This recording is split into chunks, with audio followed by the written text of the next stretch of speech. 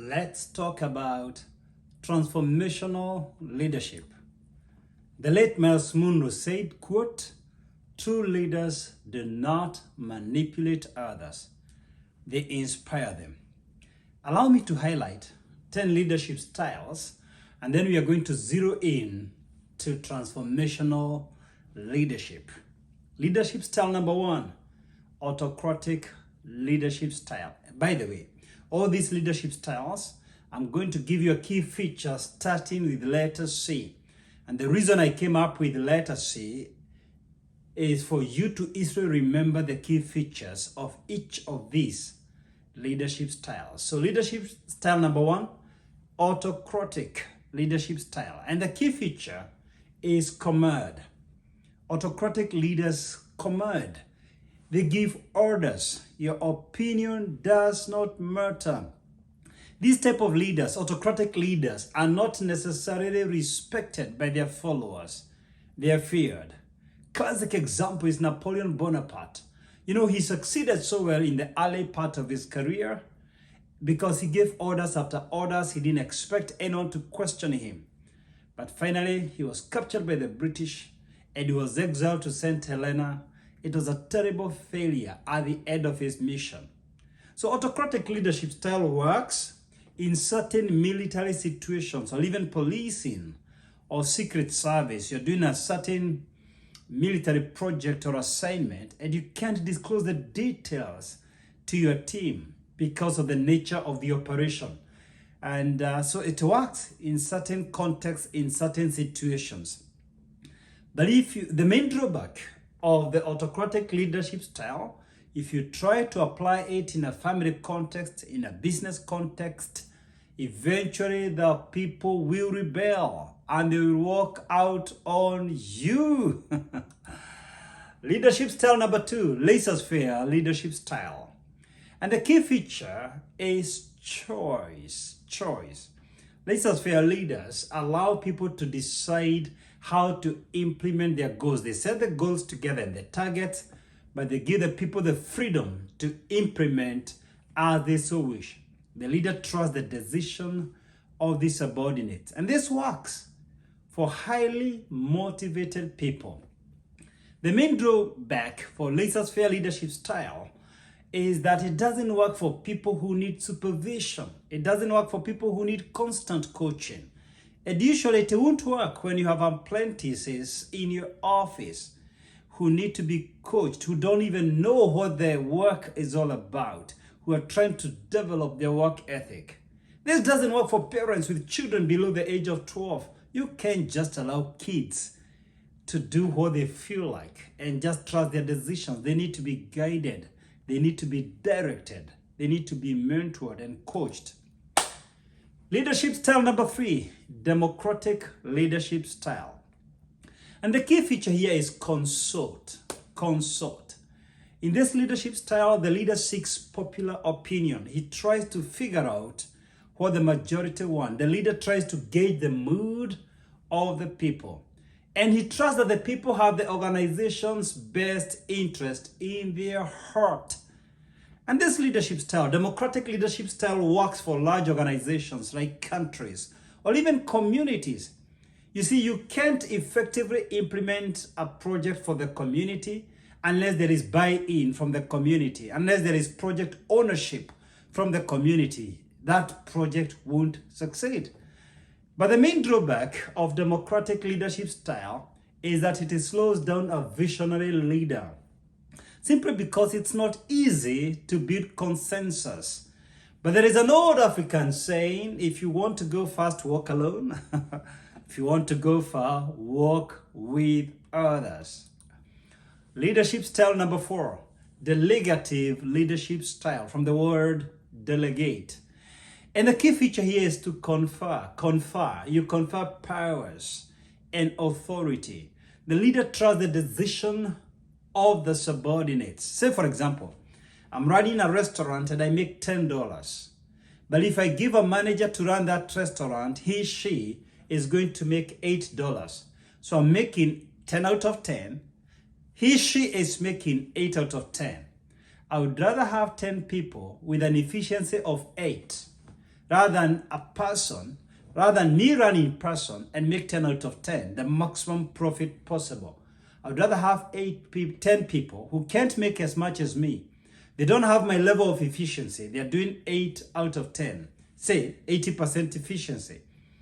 If I have 10 restaurants, each making $8, then I have $80, which is much, much, much more than the one restaurant making 10 out of 10. That's the idea of delegating powers and authority. And this leadership style works where you have clearly defined roles and responsibilities. This leadership styles for organizational structures and reporting lines are clear and well defined. But the main drawback of delegative leadership style is that the leader can lose control. It can go haywire. There can be a lot of blame games. You entrusted people to sign on your behalf certain contracts, and then you're blaming each other because the buck stops nowhere. Many times when we delegate, sometimes there is blame game. So the balance between delegating and not losing control is where the assignment is. That's where the work is. Leadership style number 5, bureaucratic leadership style. Bureaucratic leadership style. The key feature here is control. And often than not, you hear the government talking about red tape. This is bureaucracies. But these are inevitable in certain contexts. This works for huge organizations where checks and balances are necessary. So bureaucratic leadership style, we are talking of processes and procedures, policies, processes, procedures.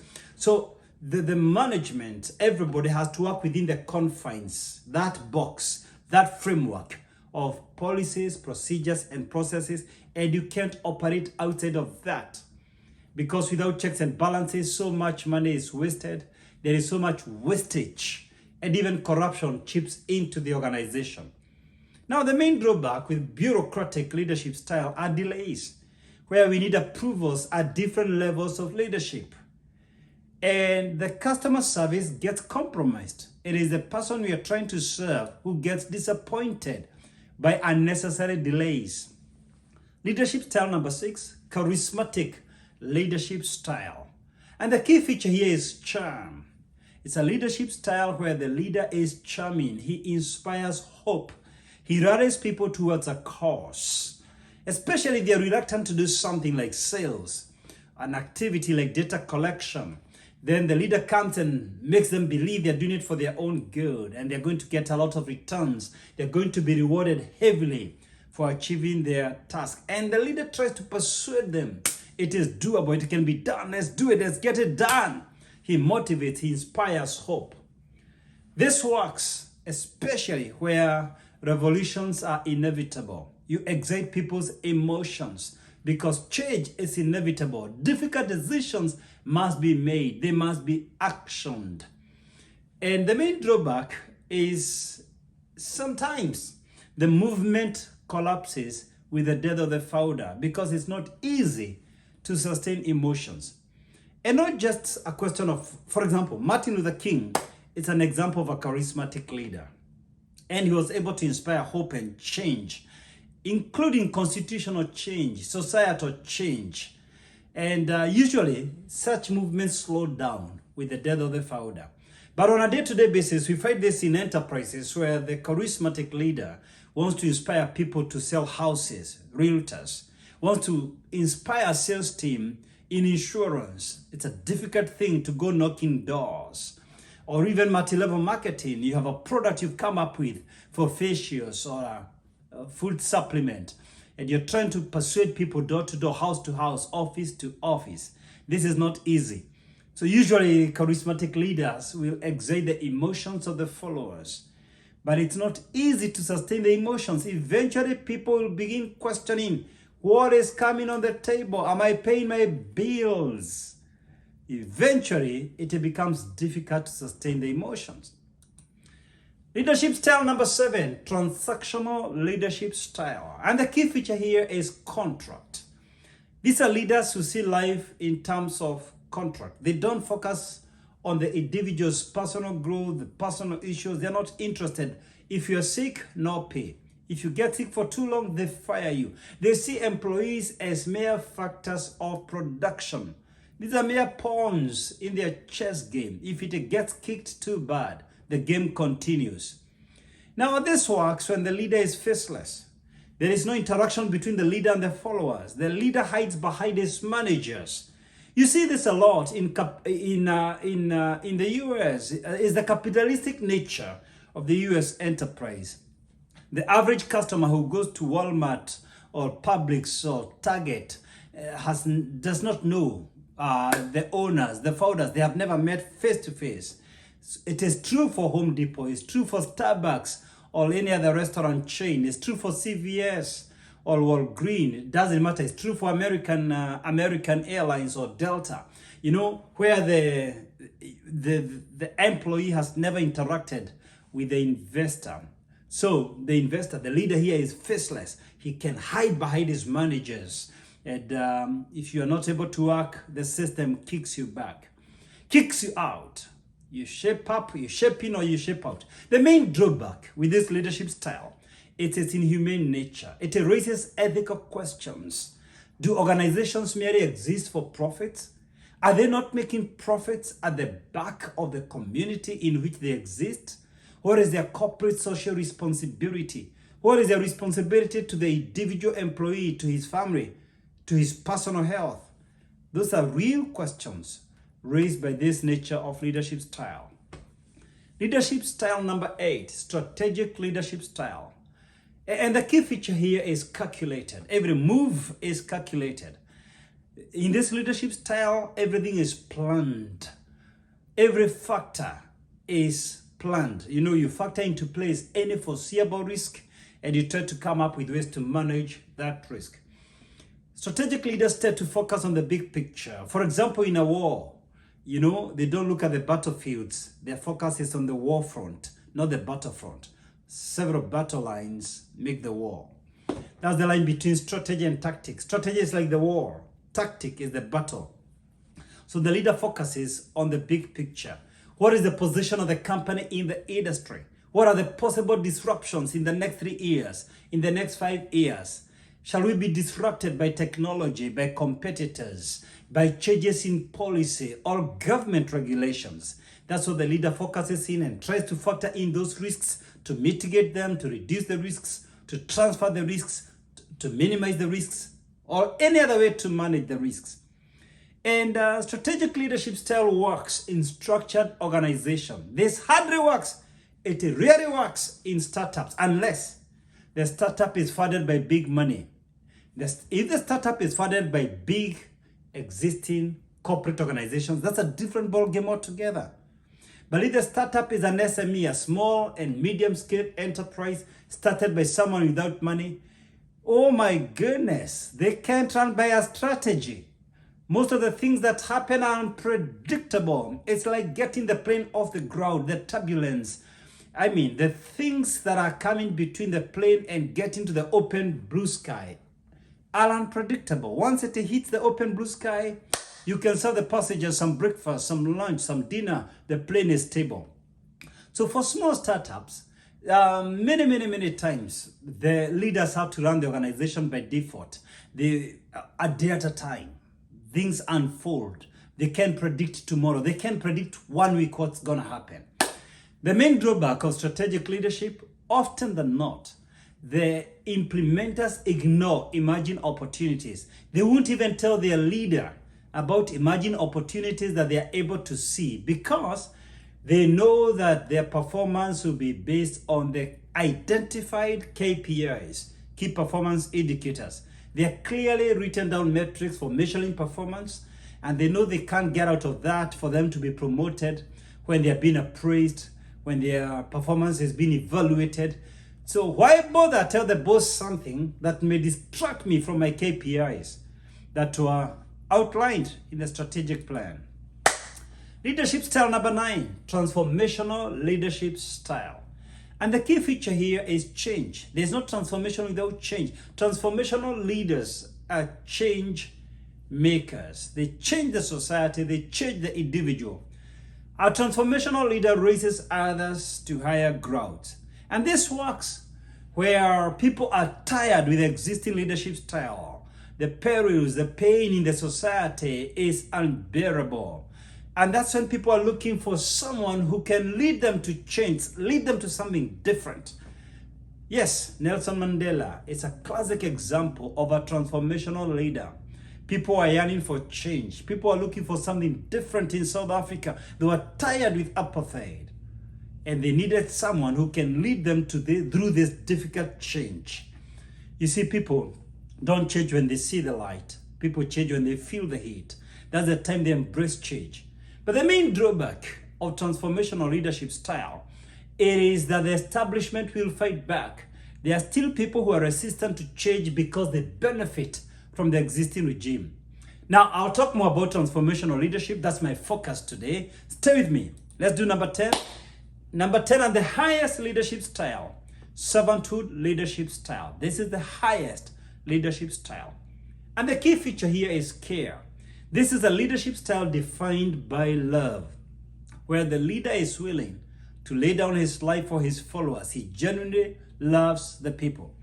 And this leadership style works where the leader seeks nothing in return. He has zero interest in his self-gain. This is a leader who has no interest in political gain, no interest in monetary gain, no interest even in saving his own life. And I think Mahatma Gandhi is a classic example of a servant leader. He did not go for any political position in India. He did not go for business leadership. He didn't use his name for his advantage in business. And to date, in the history of that country, he's the greatest name in India of all times. The main drawback with this leadership style, you get crucified by the people you lay down your life for. You get a backlash from the people you sacrifice too much for. They persecute you. There are many people who don't even remember how much price you paid for them. But stay with me. My interest today was to talk about transformational leaders, and I want to take a few moments to highlight 8 traits of a transformational leader. Number 1, a transformational leader is secure. And the key word here is confident. Confident. A transformational leader is confident in his own skin. He is not threatened by the growth of his followers. You see, the main reason a lot of leaders put the followers down is because they fear this guy is going to outsmart them, to outshine them, to outdo them.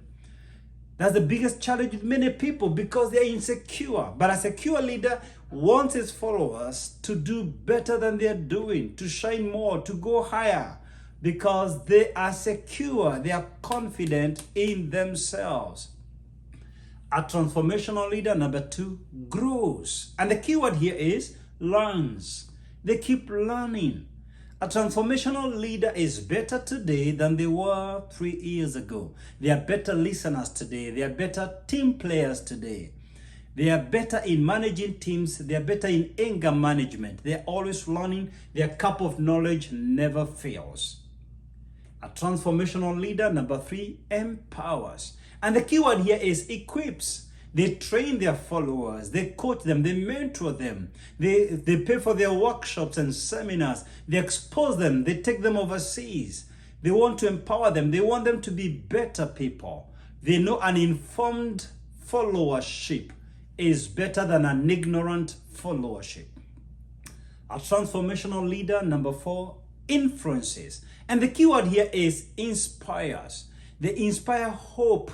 They influence attitudes, they influence action, they influence the values of the people, they influence the thinking of the people, they influence their frame of reference, their paradigms, their worldview, how they see life, how they see morality. They influence values, they influence decisions. A transformational leader, number 5, coaches. And the key word here is guides. They guide, they don't try to put down their followers. They show them, they guide them, they direct them. They can sit down with them and tell them this is how it works. They show them how to do it. That's what coaching is all about. You're able to guide somebody. A transformational leader, number 6, mentors. And the key word here is models. What is to model? It means they don't just show them, they don't just coach them, they don't just show them They demonstrate, they model. They don't just tell the employees to go early to work. They go early to work. They're the first in the office. They don't just tell people the language to use. They use the language they want others to use. They don't use that vulgar language. They set the pattern of the words, the working vocabulary in the organization. The woman shows the other girls in the office how to dress up, how to manage the anger. The gentleman will not try to prey on the girls in the office sexually. No. He models the character, the values for the younger people in the office. He shows the other men how to treat women with respect, with honor, with dignity. They model. You see, the greatest leader does not just tell people what to do. He leads them in what to do. The most effective way of inspiring others is bringing out the best out of your own life. You can only effectively teach what you consistently model. And that's what a transformational leader is all about. A transformational leader, number 7, initiates. And the key word here is actions. They take action. They don't fear to take risks. They believe in taking initiatives. No initiative, no leadership. No leader doesn't take initiative. So a transformational leader, when they get new information, they are ready to work on it. It's not just about board meetings, ear in, ear out. Talk with no action. They are ready to action what they hear. They are ready to implement. They have room for trial and error. A transformational leader, number 8, innovates. That means they develop. The keyword here is they develop solutions to the problems bedeviling the organization, the family, the society. And I'm not just talking about technology here. No. Solutions is not just technology based.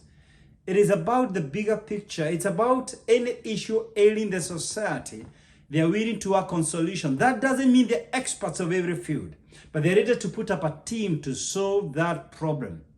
They don't throw in the towel and say, hey, this problem is too big. What do we do with this river? What do we do with the pollution in this lake? What do we do with child kidnapping in the society? What do we do with robbery? A lot of people will simply move from one place to another. If the economy is not working, they move. If there's too much robbery and hostility, they move. And there's nothing wrong with that. But what a transformational leader does, they seek to say, look, what must we do to curb crime and robbery and rape and kidnapping in this place? What must we do to solve the water problem in this place? What must we do to deal with the power shortages in this place? What must we do? Let's come up with a solution to deal with the dilemma in this place. What must we do to overcome the pandemic in this place, or illiteracy, or the health crisis in our neighborhood, or the dumping? Let's not run away from the dumping. We are in the society to transform it. So they develop the solution. Now, you may ask me then, how do I grow my leadership skills? How do I grow my leadership skills? And that's a very valid question. There are 2 ways you can grow your leadership skills. 2 broad ways. 1, you can learn from others, or 2, you can learn by doing. So you can either learn by training or you can learn by experimentation. What is learning by training? 4 major ways. You can learn by listening. We learn a lot by listening. Listening to employees, listening to suppliers, listening to customers, listening to the whole society, to the community. Number 2, you can learn from materials. You can learn from books, articles, theses, dissertations. You can learn from YouTube. Listen to the content of others. Number 3, you can learn from seminars. You can attend workshops, online seminars. You can sign up for online programs, or even for in-person seminars and workshops, or go in for further studies. And number 4, you can learn by mentorship. You can sit down with someone and tell them, hey, guide me, lead me, hold my hand, show me the way. That's learning from others. That's what we call training. Now, there's also learning by doing. You do it with your own hands, experimentation. And there are many ways you can do that. Let me point out 4 of them. 1, you can learn by instincts. You follow your gut feeling. I feel like starting this business. I feel like trying out this contract. Instincts. Number 2, observation. You work in a restaurant and you open your own restaurant. You didn't study from YouTube or any books. You didn't sit down with your boss to learn how they started the restaurant. You observed them. You saw how they're cooking the meals, how they are treating the customers, and you opened your own restaurant. Number 3, you can do trial and error. I mean, the Wright brothers did not have anyone to learn from. They hadn't seen an aeroplane before. There was no aeronautical engineering school before. They just decided that, why can't a man fly? It was costly. Sometimes they would fall. It was costly, but they did it anyway. And number 4, you can learn by autopilot, by default. That means you are not intentional on learning. You're just there. And things come your way. Sometimes opportunities. It's rare, but it does happen. I've seen that happen where somebody was not expecting an opportunity to come and something happens near them. And say, God forbid, but the World Trade Center was hit by bombs. Somebody was near there and they started rescuing and they were given or maybe collecting garbage. And somebody just told them, go ahead and do it. We are giving you a contract. Sometimes opportunities show up near us. The key thing is this. I think we should learn by both. My view should be mixed model. We should be intentional in learning, and we should learn both by doing and by learning from others. That's my view. A mixed model approach. You're learning from others, but you're also learning by doing. That's what I feel like. Well. I don't know what leadership style you think is the best. Please give me a comment. Let me know what leadership style you like the most. And let me know what you learned about transformational leadership. Was this video helpful? Give me a comment. If you have a question, just write it on this YouTube live. I'm going to answer your question, I promise you. If you have a question, write it down. I'm going to answer you. And remember to subscribe to my YouTube channel to get notified when I upload new videos. I upload new videos every week. You don't want to miss out on my latest videos. I hope this video helped you. Thank you so much. Be a transformational leader.